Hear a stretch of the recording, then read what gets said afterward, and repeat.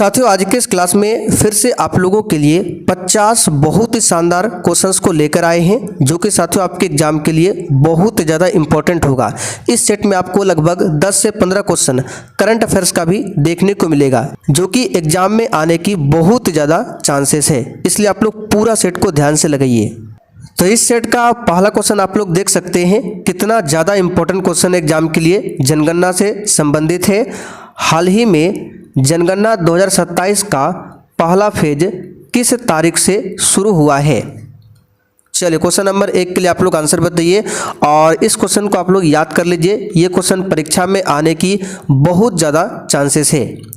तो देखिए, हाल ही में जनगणना 2027 का जो पहला फेज है 1 अप्रैल 2026 से स्टार्ट हुआ है और ये कब तक चलेगा? तो 30 सितंबर तक चलेगा। याद रखिएगा, 30 सितंबर तक। अब यहाँ से क्वेश्चन क्या बन सकता है? तो जो जनगणना हो रहा है इसके जनगणना आयुक्त कौन है? तो याद रखिएगा, मृत्युंजय कुमार नारायण। आप लोग लिख लीजिए कॉपी में अभी, मृत्युंजय कुमार नारायण। और इस बार जनगणना का शुभंकर पूछा जा सकता है, तो याद रखिएगा प्रगति और विकास इस बार जनगणना का शुभंकर है।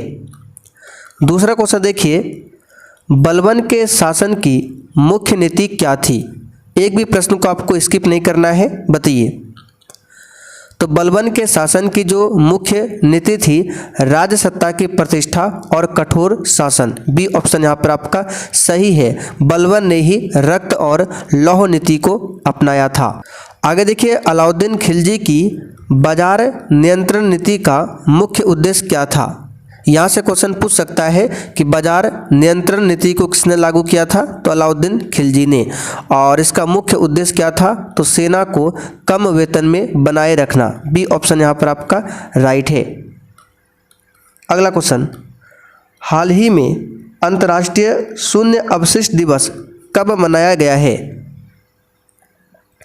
तो हाल ही में अंतर्राष्ट्रीय शून्य अपशिष्ट दिवस जो है 30 मार्च को मनाया गया है। अच्छा, 3 मार्च को क्या मनाया जाता है, ये क्वेश्चन पूछा जाता है। तो वन्यजीव दिवस, ठीक है। और 14 मार्च को पाई दिवस, क्या मनाया जाता है? पाई दिवस मनाया जाता है 14 मार्च को। अगला क्वेश्चन, हाल ही में भारतीय वायुसेना के ट्रेनिंग कमांड के air officer commanding in chief के रूप में किसने कार्यभार संभाला है? बिल्कुल सटीक करंट अफेयर्स का क्वेश्चन है, एक भी प्रश्न को छोड़ना नहीं है। तो ये संभाला है एयर मार्शल सीथेपल्ली श्रीनिवास ने। बी ऑप्शन यहाँ पर आपका राइट है।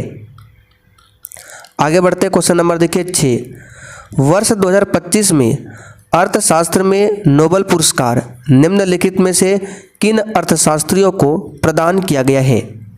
वेरी वेरी इंपॉर्टेंट क्वेश्चन है। तो ये प्रदान किया गया है, याद रखिएगा, जोएल मोकिर, फिलिप अगियन और पीटर हॉविट को। बी ऑप्शन यहाँ पर आपका सही है। अगला क्वेश्चन देखिए 7 नंबर, हाल ही में कहाँ पर मृतप्राय पक्षी प्रजातियों के संरक्षण के लिए एक नई परियोजना को मंजूरी दी गई है? तो ये दिया गया है नई दिल्ली। कहाँ पर? नई दिल्ली। अगला क्वेश्चन, दांडी यात्रा का संबंध किस आंदोलन से है? बिल्कुल एग्जाम जैसा क्वेश्चन पेपर है और आप लोग चैनल को सब्सक्राइब कर लीजिए ताकि एग्जाम तक आपका एक भी क्लास छूटे ना। तो ये किस आंदोलन से संबंधित है? सविनय अवज्ञा आंदोलन से, जो कि 1930 में स्टार्ट हुआ था। भारत छोड़ो आंदोलन 1942 में, इसे अगस्त क्रांति भी बोला जाता है। आगे देखिए, हिंद स्वराज के लेखक कौन है? बताइए। काफ़ी बार ये क्वेश्चन पूछा गया है, तो सभी को पता होगा हिंद स्वराज के लेखक है महात्मा गांधी। कौन है? महात्मा गांधी। और एक याद रखिएगा, एक्सपेरिमेंट विद माई ट्रूथ, ये भी किसकी पुस्तक है? महात्मा गांधी की पुस्तक है। सुभाष चंद्र बोस की बात करें तो इंडियन स्ट्रगल के लेखक कौन है? सुभाष चंद्र बोस। और डिस्कवरी ऑफ इंडिया के लेखक कौन है? जवाहरलाल नेहरू। ठीक है। आगे देखिए, बिहार स्वास्थ्य रैंकिंग में कौन सा जिला पहले स्थान पर है? ये क्वेश्चन शायद हमने कल या परसों आपको सेट में कराया था। तो अगर आप लोग रेगुलर क्लास करते हैं तो बिल्कुल आराम से आंसर लगा सकते हैं, अररिया। ठीक है, वेरी इंपॉर्टेंट प्रश्न है, स्टार मार्क कर लीजिए, अररिया। आगे देखिए, निम्नलिखित में से कौन सा युग्म सही सुमेलित है? तो चंपारण सत्याग्रह 1917 में हुआ था, बिल्कुल सही है। खिलाफत आंदोलन 1935 गलत है, ये हुआ था 1919 में। भारत छोड़ो आंदोलन 1930 नहीं 1942 में। और सविनय अवज्ञा आंदोलन अभी जस्ट हमने आपको बताया 1930 में। तो केवल फर्स्ट ऑप्शन सुमेलित है। आगे देखिए, हाल ही में चंद्रिका प्रसाद संतोखी का निधन हुआ है, वे किस देश के पूर्व राष्ट्रपति थे?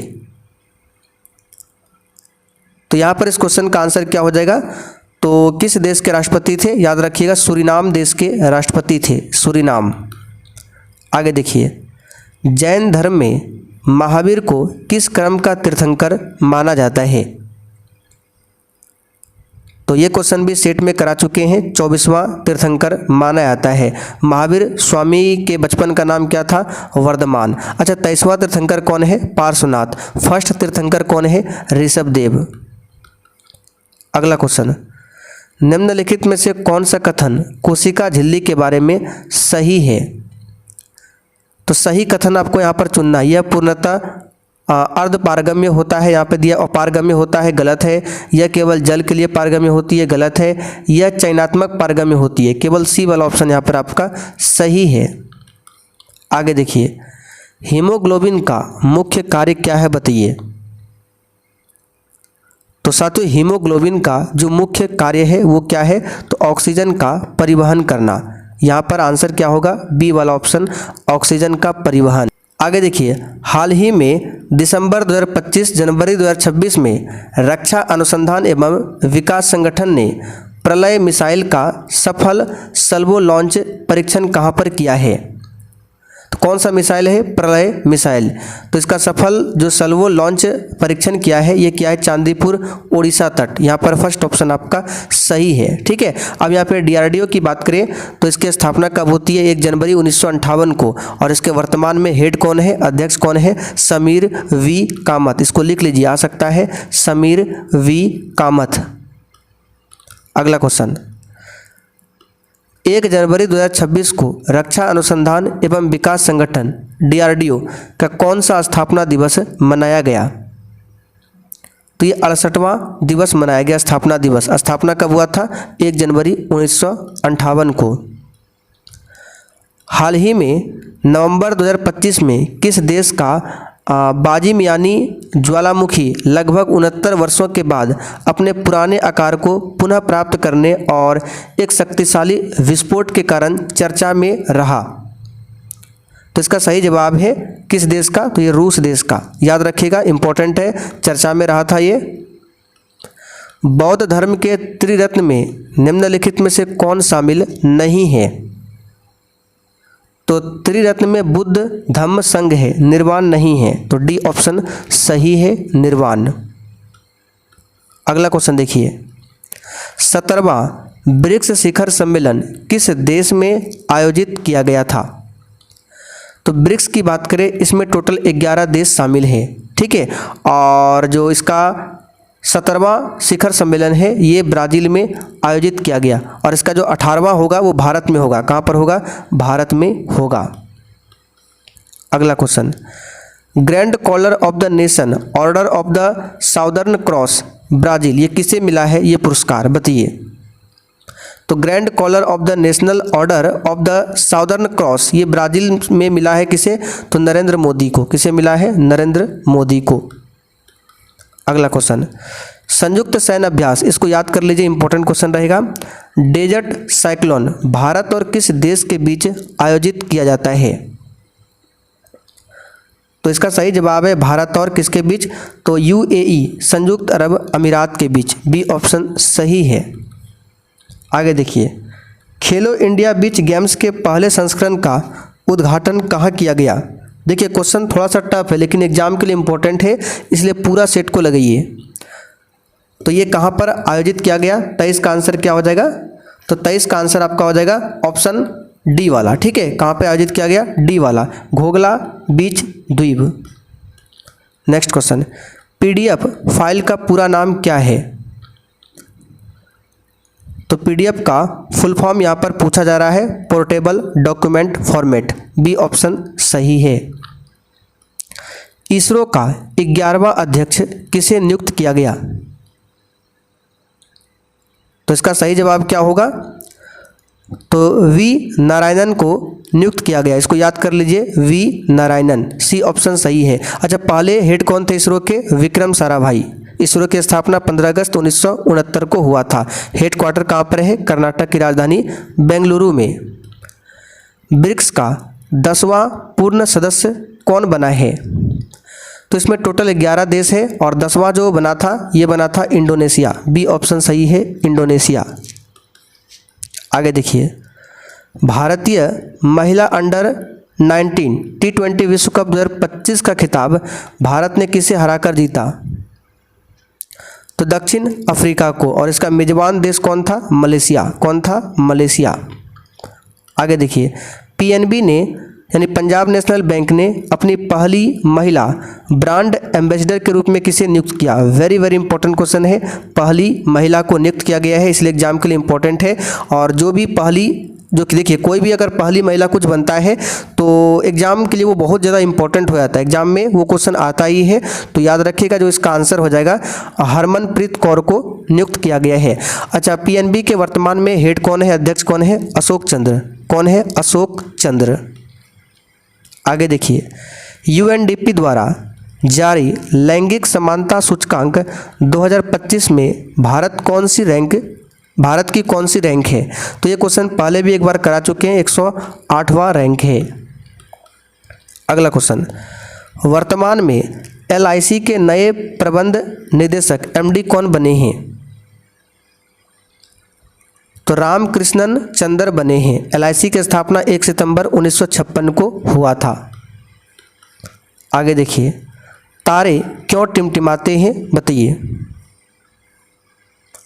तो साथियों, तारे क्यों टिमटिमाते हैं? तो अपवर्तन के कारण, वायुमंडल के विभिन्न परतों के अपवर्तन के कारण तारे टिमटिमाते हैं। बी ऑप्शन राइट है। आगे देखिए, विद्युत चुंबक एक क्या है? तो विद्युत चुंबक जो है एक प्रकार का ये अस्थायी चुंबक है। फर्स्ट ऑप्शन यहाँ पर आपका राइट है, अस्थायी चुंबक। आगे देखिए, क्वेश्चन नंबर 33, 1857 की क्रांति में पटना में विद्रोह का नेतृत्व किसने किया था? अच्छा, 1857 की क्रांति का जो प्रतीक चिन्ह था वो क्या था? तो याद रखिए, कमल और रोटी। और ये क्रांति जो है उत्तर प्रदेश के मेरठ से 10 मई को स्टार्ट हुआ था और इसमें पटना से विद्रोह का नेतृत्व किया था पीर अली ने। किसने किया था? पीर अली ने। आगे देखिए, स्वतंत्र भारत के प्रथम गवर्नर जनरल कौन थे? देखिए यहाँ पर आपको वीर कुंवर सिंह नहीं करना है। वीर कुंवर सिंह ने जगदीशपुर से नेतृत्व किया था। कहाँ से? जगदीशपुर से। तो स्वतंत्र भारत के प्रथम गवर्नर जनरल, याद रखिएगा आंसर हो जाएगा कौन? Mountbatten. अच्छा, प्रथम भारतीय गवर्नर पूछे स्वतंत्र भारत में तो सी राजगोपालाचारी, दोनों अलग है। आगे देखिए, 25 नवंबर को कौन सा दिवस मनाया जाता है? बताइए। तो 25 नवंबर को कौन सा दिवस मनाया जाता है? तो महिलाओं के विरुद्ध हिंसा के उन्मूलन के लिए अंतर्राष्ट्रीय दिवस मनाया जाता है। आगे बढ़ते हैं, प्रथम 30 प्राकृत संख्याओं का योग निकालना है। तो इसके लिए एक फॉर्मूला होता है n × n+1/2। n का मान यहाँ पे 30 है तो 30 रखेंगे, 40 बोलेगा तो 40 रखेंगे। तो 30 × 30 + 1 बटे कितना हो जाएगा? 2। तो यहाँ पर हो जाएगा 30 और गुना में कितना हो जाएगा? 31/2। 2 से 30 को काटेंगे 15 और 15 × 31 अगर करेंगे तो 465। सी ऑप्शन राइट है। आगे बढ़ते हैं, 37 नंबर देखिए, तथैव का सही संधि विच्छेद क्या होगा? तो तथा प्लस एव, फर्स्ट ऑप्शन राइट है। आगे देखिए, क्वेश्चन 38, शिशुओं में जन्म के समय निम्नलिखित में से कौन सी हड्डी नहीं होती है? तो जानुका नाम की हड्डी ये शिशुओं में नहीं होती है। फर्स्ट ऑप्शन राइट है। अगला क्वेश्चन, सूर्य और चंद्रमा द्वारा गुरुत्वाकर्षण के माध्यम से पृथ्वी को एक ही दिशा में खींचने के कारण क्या उत्पन्न होता है? तो ये उत्पन्न होता है वृहद ज्वार भाटा। ठीक है, वृहद ज्वार भाटा। आगे देखिए, भारत में पहली पंचवर्षीय योजना का आधार क्या था? ये क्वेश्चन काफ़ी बार करा चुके हैं, Herald Domar model. First option right है। अगला क्वेश्चन, आवर्त सारणी के वर्ग 1 के तत्व क्या कहलाते हैं? तो याद कर लीजिए, क्षार धातुएं, इसको क्षार धातुएं कहा जाता है। अगला क्वेश्चन, पहला मानव निर्मित संश्लेषित रेशा कौन सा है? तो बिल्कुल सही जवाब है नायलॉन है। कौन है? नायलॉन। आगे देखिए, निम्नलिखित में से 2025 में अंतर्राष्ट्रीय बुकर पुरस्कार किसने जीता है? बताइए, यहाँ पर ऑप्शन के हिसाब से बताना है कोड के माध्यम से। तो किसने किसने जीता है? तो यहाँ पर ऑप्शन दिया हुआ है, तो केवल यहाँ पर इसका आंसर हो जाएगा बानो मुश्ताक ने जीता है। किसने जीता है? बानो मुश्ताक ने। फर्स्ट ऑप्शन यहाँ पर देखिए बी ऑप्शन में दिया हुआ है केवल 1, ठीक है। और ये कहाँ के हैं? तो कर्नाटक के हैं। अगला क्वेश्चन, सेमिकॉन इंडिया 2025 का आयोजन कहाँ किया जा रहा है? तो इसका आयोजन जो है नई दिल्ली। कहाँ पर हो जाएगा? नई दिल्ली। डी ऑप्शन आपका राइट है, नई दिल्ली। आगे देखिए, कौन सा कोशिका अंगक कोशिका के अंदर विषैले पदार्थ एवं औषधि यानी ड्रग्स को विष रहित करने में मुख्य भूमिका निभाता है? तो ये निभाता है कौन? तो इसका सही जवाब क्या हो जाएगा? तो ऑप्शन डी, चिकनी अंतर्द्रव्य जालिका। आगे देखिए, भारतीय राज्यों में किसके द्वारा महाधिवक्ता की नियुक्ति की जाती है? तो एक होता है महान्यायवादी जिसकी नियुक्ति राष्ट्रपति करता है, और एक होता है महाधिवक्ता राज्य में जो कि राज्यपाल के द्वारा नियुक्त होते हैं। तो यहाँ पर सी ऑप्शन सही है। अगला क्वेश्चन, साधारण नमक का रासायनिक नाम निम्नलिखित में से क्या है? सिंपल सा क्वेश्चन है, sodium chloride NaCl। Bihar socialist party का गठन किस वर्ष किया गया था? तो याद रखिएगा, ये किया गया था 1931 में। कब किया गया था? 1931 में। रविंद्रनाथ टैगोर को किस वर्ष नोबेल पुरस्कार से सम्मानित किया गया था? तो याद रखिएगा 1913 में। क्वेश्चन पूछा जाता है, 1913 में सम्मानित किया गया था। लास्ट क्वेश्चन देखिए, समास का अर्थ क्या है बताइए? तो समास का अर्थ है संक्षेप। फर्स्ट ऑप्शन आपका राइट है, संक्षेप। तो साथियों, आज का ये पूरा सेट कंप्लीट होता है। इसमें हमने जीके, साइंस, हिंदी व्याकरण और करंट अफेयर्स के बहुत ज़्यादा इंपॉर्टेंट क्वेश्चंस को कवर किया है। तो आप लोग कमेंट करके बताइए आज आपने कितने क्वेश्चन सही किए हैं।